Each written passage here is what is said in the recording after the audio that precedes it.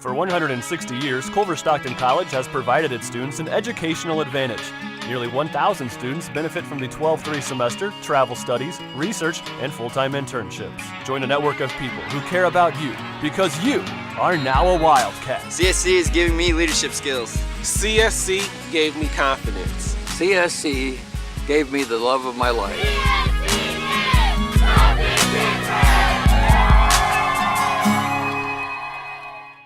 Well, today we're talking with Pat Atwell, the athletic director of Culver-Stockton College. Welcome back. Thanks, Bob. Good to have you back in the area. Appreciate it. How's the transition going? It's been great. I've enjoyed the people and learning something literally every day. Every day, going from NCAA to NAIA, that's a change. So learning. Even that book of the NCAA was massive. Mm-hmm. I pretty well had it down after all those years of working with it. So learning the NAIA rules and things is something that John Shield helps me out, and we have some great people. But I've really enjoyed the transition of Culver-Stockton, and I really like the coaches. Give me an example of what a difference might be. Well, transfer rules in the NCAA, you have to sit a year. If you transfer from school A to school B, you have to sit a year unless you use the one-time transfer rule, which would be, if a kid goes from Quincy to Central Missouri, if Quincy says, yeah, that's fine, they can go, they would waive the year. But if Quincy's like, no, I don't want you to go to Central Missouri, they have to sit a year. NAIA is a semester. So that's a pretty big difference. So if a kid wants to go NAIA to transfer, they only have to sit a semester instead of an entire year. So that was one thing I didn't know until I started digging around, at the break when kids were talking about transferring and things. And the NAIA, you don't have to, sometimes contacting is more of a formality than a requirement, that you can talk a little bit before, and as you get to talking, then you can send the paperwork to the NCAA. It's, you can't really do any of that until you get the permission to speak. So there's just some little differences like that. Talking about, when you made it over there, you kind of walked, a lot of facility changes are underway. Have you gotten a grasp on a lot of what's going on now? Yeah, we're first, just the baseball field looked great when I pulled in. The new football soccer field is gorgeous. So that struck my eye. But we're indoor facility wise. We have the new Harrington building going up, which is going to be our indoor baseball, softball, track, our winter workout area. It's not up and going yet, so we're hanging batting cages in the racquetball court right now to get a little indoor work, and it should be good to go. We're laying turf in there next week, but that's a brand new building will be great for us to use. And then they're turning what we used to call the Arc. That's now going to become more of a student center where we'll have a weights and a walking area and not necessarily for student athlete practices. It's for all students, so student athletes can go over there and get a workout in, but not as a team. So those are two, kind of refurbishing one building and then having a whole brand new building. It's exciting to be on campus where those kind of things are going on. It certainly is a completely different place from when you last lived in Quincy and worked over in this area and coached over here too. Totally. And I told the president that when I interviewed that I was really impressed with the facilities and how it had grown since my last time. I think the last time had to be a Great River Bowl early on in the 2000s. The last time we played at Culver, and I think right after we hired Marty, he played over there and won a nail biter at Culver-Stockton. So 2003 or 4 was probably the last time I'd been on campus. So that to have it be look that nice, and the Charles Fieldhouse post tornado is a really good facility, and our students come out and pack it pretty well. So it's a fun environment to play in. But no, I'm pleased. We could always use more locker rooms and all those kind of things are something we could use. But the playing facilities are pretty good. And the coaches that are in place, right now those sports that are not currently playing, they're of course in the middle of training and conditioning, but you've got a lot of sports in action right now. We do. It seems like everybody's doing something. We just got indoor track and field. They started this past weekend. Have a new coach, Alan King. So he was excited. He had some kids do real well, and so that'll be fun to watch him progress with the track and field program. Obviously, both basketball teams were right in the heart, as you would say, of the Heart of America Conference, and I've been impressed with that. Good basketball, really good basketball. Both genders. Been a lot of quality teams that I've seen in my short time over there. men's volleyball. I'm back with some men's volleyball, so Yeah. I'm going to watch. Actually, we play Hannibal LaGrange this week, so I'm going to go over to Hannibal and watch that contest. Looking forward to seeing that. I haven't seen our men's team play yet, and I think us and Hannibal have a pretty good rivalry and a lot of close matches, so that should be pretty entertaining. So bowling's going on. Jerry always stops in Orange and gives me the bowling update on how they did over the weekend, and he's done a great job recruiting, so that sport will help enrollment a lot. New lanes in the cat paws at some point. You know, wouldn't that be something?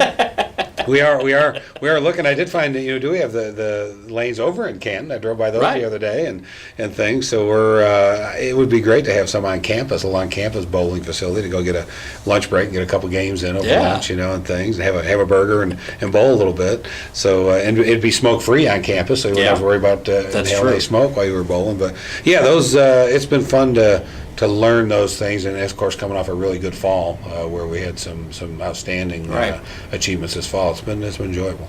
And again, when you talk about just the facilities and the field and everything there, with I think that's something that people who haven't been over there in a long time, and again, I make not regular, but periodic trips over there, and you just see something's different here, something different is different there, and I think it's a sign of progress and a sign of that the schools really getting some good direction from not only the new president but also the board of trustees as well to make this stuff happen. Exactly, and that's what you need. I mean, if you're going to have a quality athletic program, you need commitment. And I know when we went to our first football game, my wife Lisa, she put a picture on Facebook of the field, and there were a couple of replies from people we knew from our Quincy days, like, holy cow, that's Culver-Stockton's field, because they remember the grass field and things. And there was times on any grass field it doesn't drain well. Late in the year it might not look so good, but I mean, this thing looked gorgeous. So we actually have a school from out east coming in this week to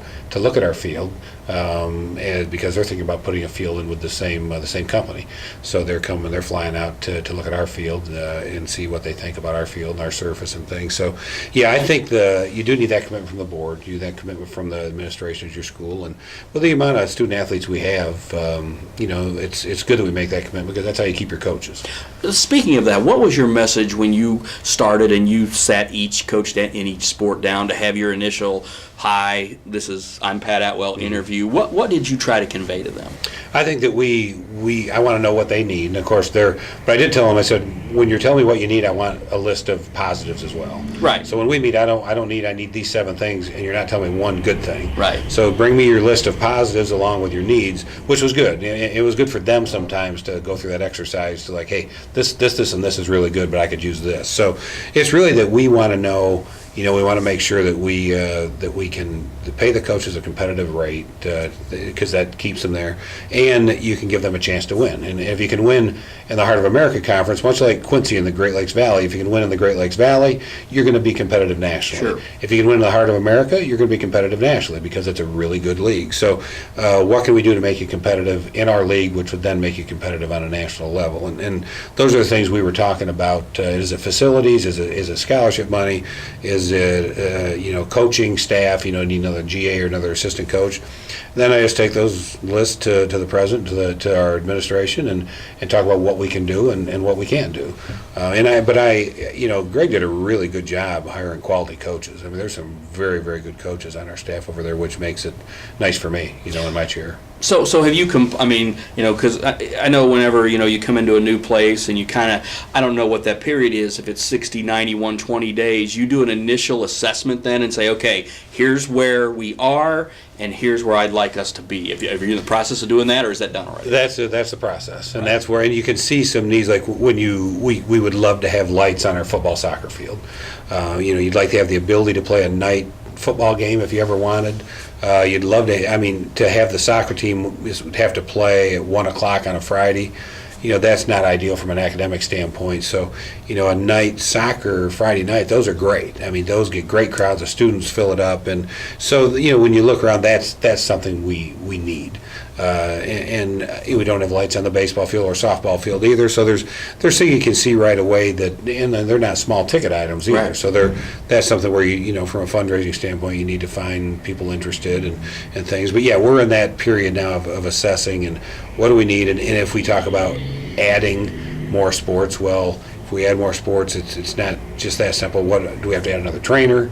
Do we need a little help in sports information? Those are always two areas that people forget sometimes when you're adding.